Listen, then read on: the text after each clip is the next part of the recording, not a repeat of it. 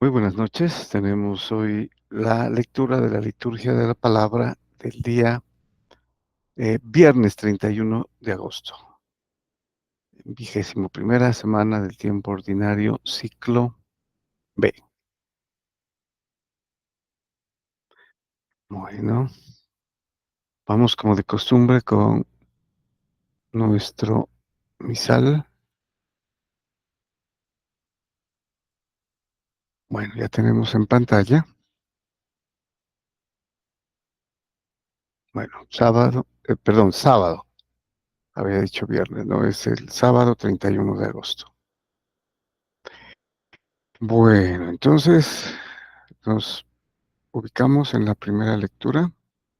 Estamos leyendo el primer capítulo de la primera carta del apóstol San Pablo a los Corintios.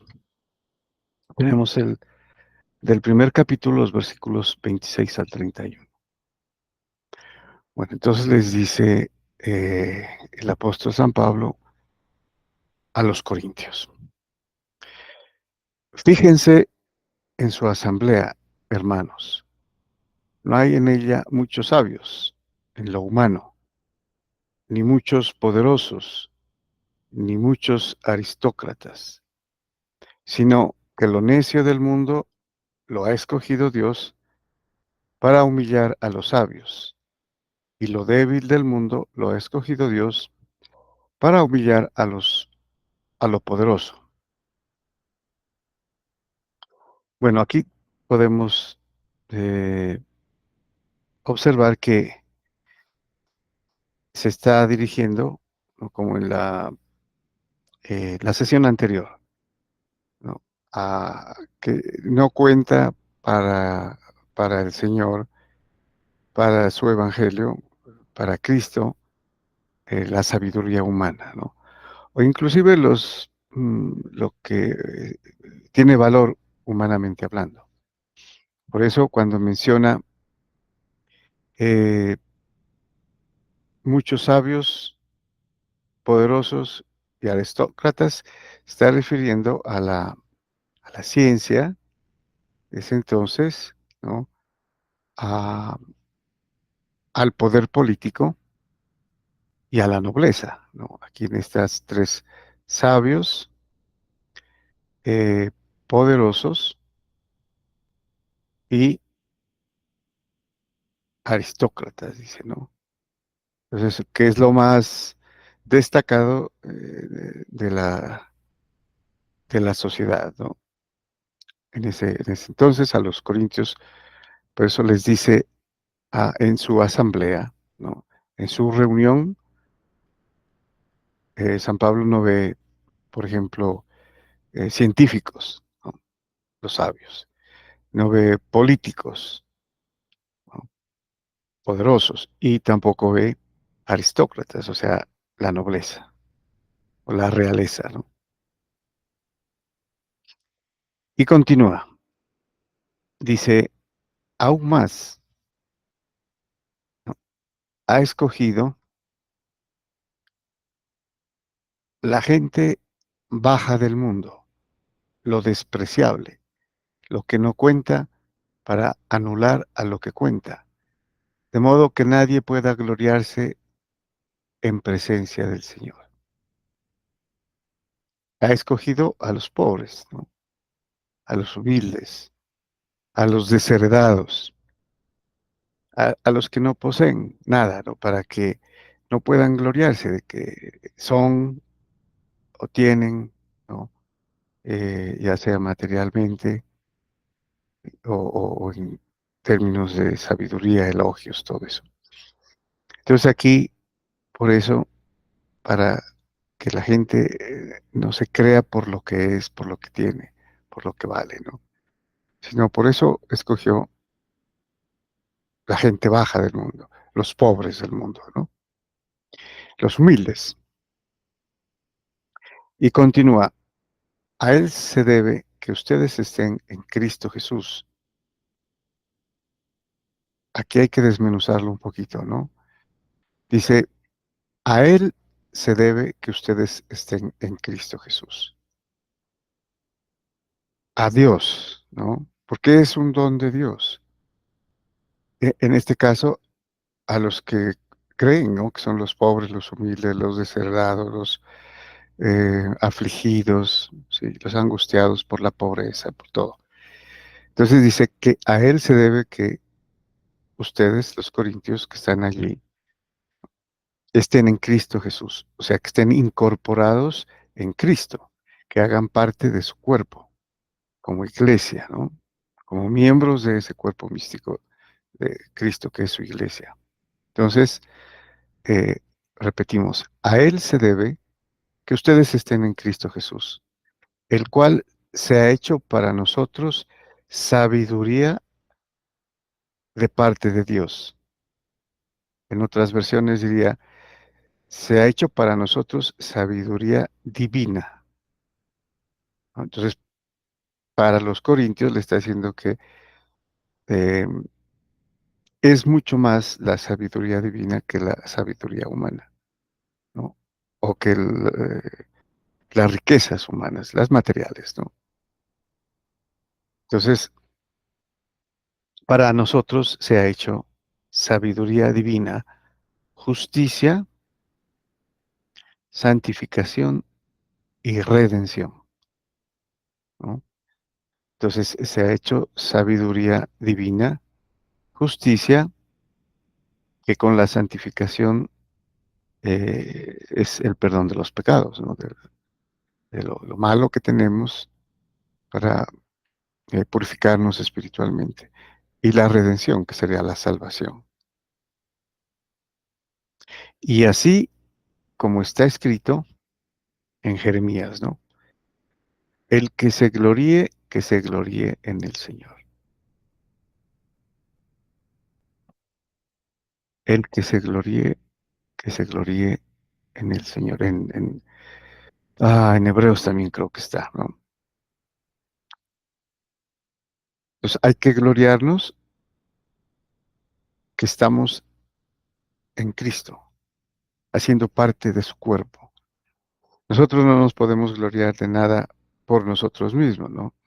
No, que provee o proviene de Dios, de Él. Él posibilita que nosotros seamos capaces, por ejemplo, de hacer algo bueno, ¿no? Porque estamos en Él. Fuera de Él no somos nada, como diría San Juan en el capítulo 15, ¿no? Fuera de Él no podéis nada. Fuera de mí no podéis nada. Entonces tenemos que estar incorporados, ¿no? Como iglesia, cuerpo de Cristo, como sus miembros, a Él. Muy bien, y el salmo responsorial, tenemos el Salmo 32, que también ya lo hemos leído, cuyo responso es, dichoso el pueblo que el Señor se escogió como heredad. Nos dice el salmista, dichosa la nación cuyo Dios es el Señor, el pueblo que Él se escogió como heredad. El Señor mira desde el cielo, se fija en todos los hombres. Hace referencia a la omnipotencia de Dios, ¿no? A lo que puede hacer Dios, como lo vimos en la anterior lectura, ¿no? Es poder de Dios. Y en la anterior sesión también, ¿no? Es fuerza y sabiduría de Dios. Los ojos del Señor están puestos en quien le teme, en los que esperan su misericordia, para librar sus vidas de la muerte y reanimarlos en tiempo de hambre.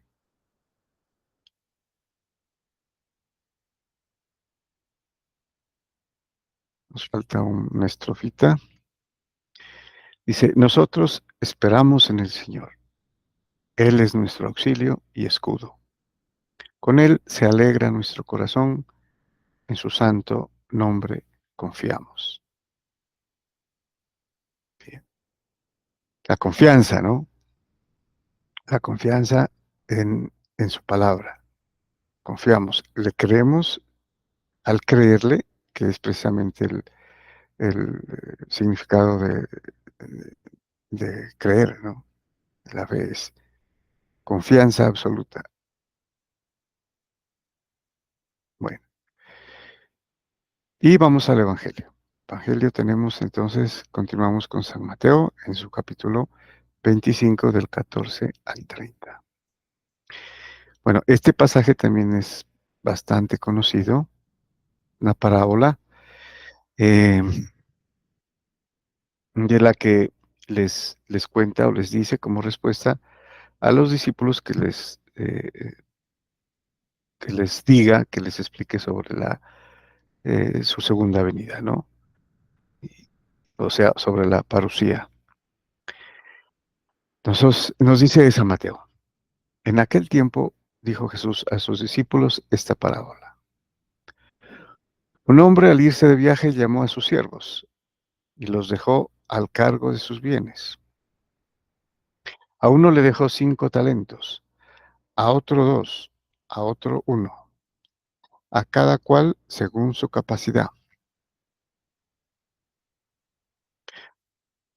Luego se marchó. Aquí habría que observar que, si bien es cierto, le dejó a unos 5, a otros 2 y a otro 1, pues, no habría problema en entender eh, como si no hubiera diferencia entre ellos.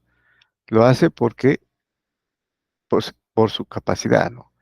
Según su capacidad. Entonces, el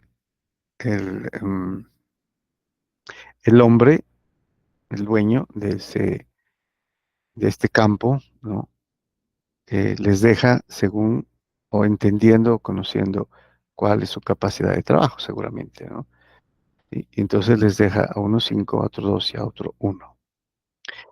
Bueno, el que recibió 5 talentos fue enseguida a negociar con ellos y ganó otros 5. El que recibió 2, lo mismo, y ganó otros 2. En cambio, el que recibió 1, fue a hacer un hoyo en la tierra y escondió el dinero de su señor. Al cabo de mucho tiempo viene el señor de aquellos siervos y se pone a ajustar las cuentas con ellos. Se acercó al que había recibido 5 talentos y le presentó otros 5, diciendo, Señor, 5 talentos me dejaste, mira, he ganado otros 5. El señor le dijo, bien, siervo bueno y fiel, como has sido fiel en lo poco, te daré un cargo importante. Entra en el gozo de tu señor. Bueno, entonces, eh, al volver, entonces él ya pide cuentas, ¿no? De lo que él dejó. Hay que recordar que él es el señor, el dueño, ¿no? Y ellos son trabajadores, ¿no? Y por eso aquí les dice siervos que trabajan para él, ¿no?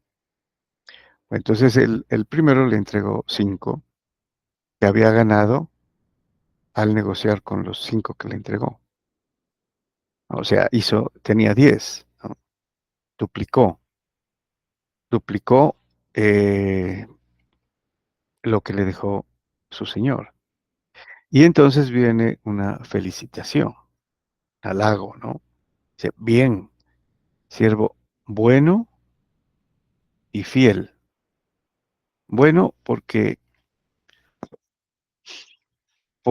según la capacidad, al dejarle los 5, pues dio, ¿no?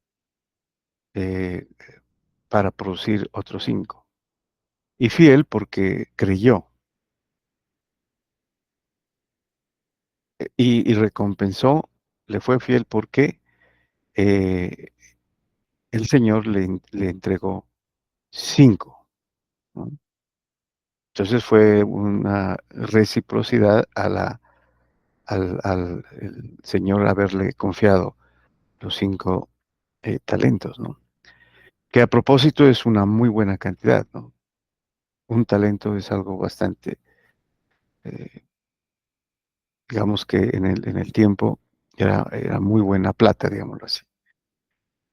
Muy bien. Entonces, el primer siervo salió bien librado, ¿no?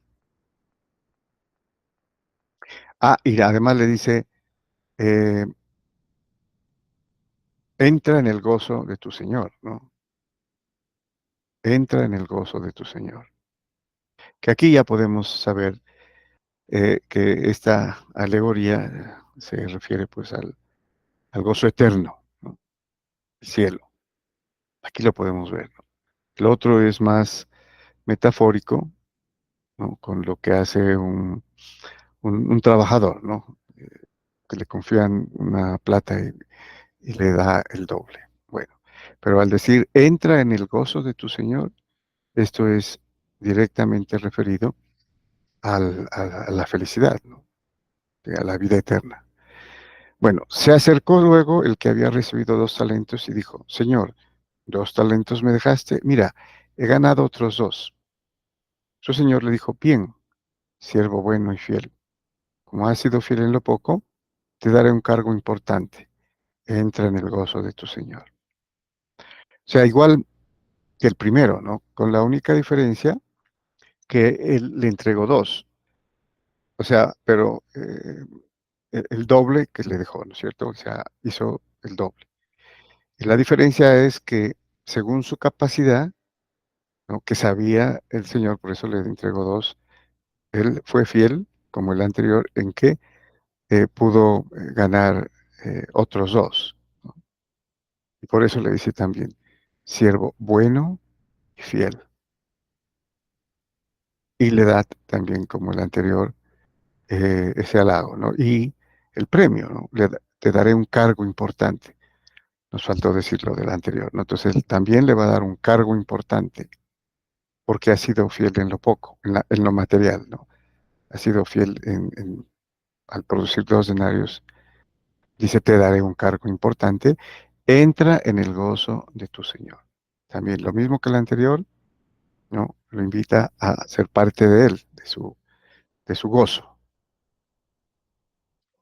Se acercó también el que había recibido un talento y dijo, Señor, sabía que eres exigente, que ciegas donde no siembras y recoges donde no esparces. Tuve miedo y fue a esconder tu talento bajo tierra. Aquí tienes lo tuyo. Bueno, es un poquito como contradictorio, ¿no? Porque si sabía que era exigente, ¿no? Pues vemos que cómo pudo ir a desvalorizar ¿no? Lo que le había entregado, ¿sí? Que no produjo nada. Entonces podemos ver que, o sea, no hay una coherencia, ¿no? Tal vez, pues no, no solamente no supo que no fue coherente con lo que era su Señor, ¿no? Como lo manifiesta aquí. Bueno, entonces, ¿qué le dice el Señor? El Señor le respondió, eres un siervo negligente y holgazán, o perezoso, ¿no? Contrario a lo que les dijo a los 2 primeros, ¿no? Siervo bueno y fiel. Acá le dice negligente y holgazán, perezoso. Con que sabías que ciego donde no siembro y recojo donde no esparzo, pues debéis haber puesto mi dinero en el banco para que al volver yo pudiera recoger lo mío con los intereses. Claro, ¿no? Mínimo en el banco para que no se desprecie, eh, no pierda valor o gane intereses. Entonces, la idea detrás de todo esto es cuánto se puede ganar, ¿no?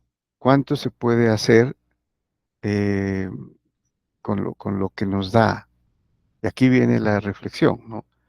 O sea, esta parábola, los talentos es en realidad los dones que tenemos, ¿no? Pero no para ser como el siervo negligente y perezoso, ¿no? Que no hizo nada con lo que le dio el Señor, con los dones, ¿no? La inteligencia, la fe, la caridad para hacer obras, ¿no? Aquí lo importante es que eso que producen es la acción de hacer, de producir. Allá en términos materiales, pero el significado es en términos de buenas obras, ¿no? De obras de misericordia, obras de amor, y presentarlas, porque eso sí es lo valioso. Ese es lo que tiene valor. Y por eso los premia a los 2 primeros, diciéndoles: "Entren al gozo de su señor". ¿Qué le dirá a este siervo negligente y perezoso? Les dice: "Quítenle el talento y désenlo al que tiene 10, porque al que tiene se le dará y le sobrará, pero al que no tiene se le quitará hasta lo que tiene". Suena un poquito desproporcionado, ¿no? Quítenle el talento y désenlo al que tiene 10. Bueno, se lo quitan y se lo dan al que tiene 10, no al que tiene 5, ¿no? Porque el que tenía, eh, al que tiene 4, perdón. Sea el que tiene más, porque si puede producir, y la producción aquí, como les digo, no es material, sino que es en términos de buenas obras, va a poder hacer muchas más buenas obras, ¿no? Según su capacidad, y lo demostró. Entonces, para poder hacer muchas más obras buenas de misericordia, de amor espiritual, material, que se van a beneficiar, pues, mucha gente, ¿no? Muchos hermanos prójimos. Ese es el sentido de las obras de misericordia. Entonces le da al que tiene 10 porque puede hacer más, ¿no? Y se le quita al siervo negligente y perezoso hasta lo que tiene, porque no le va a servir, ¿no? Ya veremos por qué no le va a servir. Dice: "Y a ese siervo inútil échenlo fuera, a las tinieblas. Allí será el llanto y el rechinar de dientes", que es el castigo eterno, ¿no? A diferencia de entren en el gozo de su Señor. Ahí está la figura de Dios, ¿no? En el Señor nos invita a entrar, nos recompensa con la vida eterna en el cielo. Y al siervo inútil, negligente y perezoso, a las tinieblas, donde habrá llanto y rechinar de dientes. Muy bien, muchas gracias y bendiciones.